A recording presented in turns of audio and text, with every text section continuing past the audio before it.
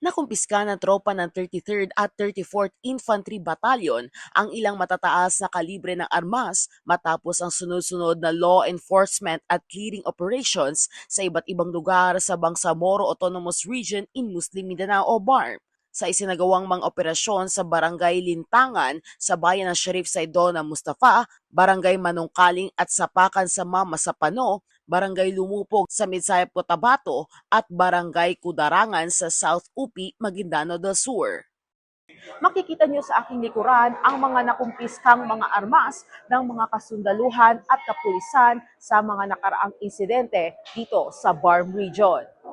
Na-recover ng mga otoridad ang ilang matataas na kalibre ng baril at mga kagamitang militar sa magkakahiwalay na lugar sa Maguindano del Sur.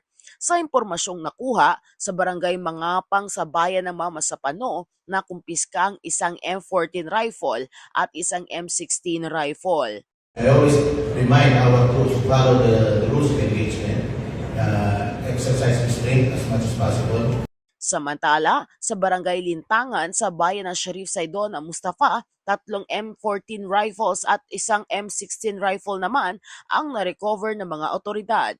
Habang sa Barangay Sapakan sa bayan pa rin ng Mama Sapano, 4 na M16 rifles ang natagpuan kasama ang 2 long magazines, 9 na short magazines at 3 bandoliers. There are two sides in the story and it is still under investigation mode.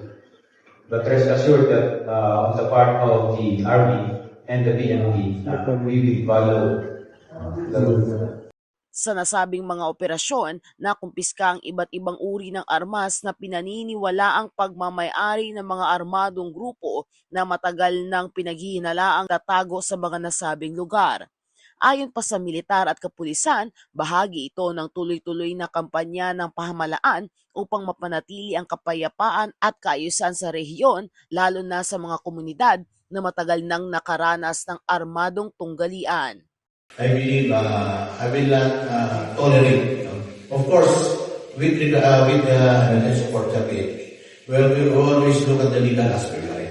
And make sure na walang mababayo legal rights, na lahat ng conduct namin is within the bounds of the law.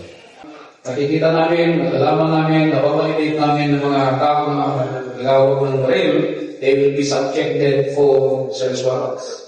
Samantala muling nananawagan ang mga otoridad sa publiko na makipagtulungan sa pamahalaan sa pamamagitan ng pagbibigay ng impormasyon upang tuluyang mapuksa ang pagkakaroon ng mga iligal na armas at armadong grupo sa mga komunidad. Mula dito sa PTV Cotabato Regional Center, Tricia Aragon para sa Pambansang TV sa Bagong Pilipinas.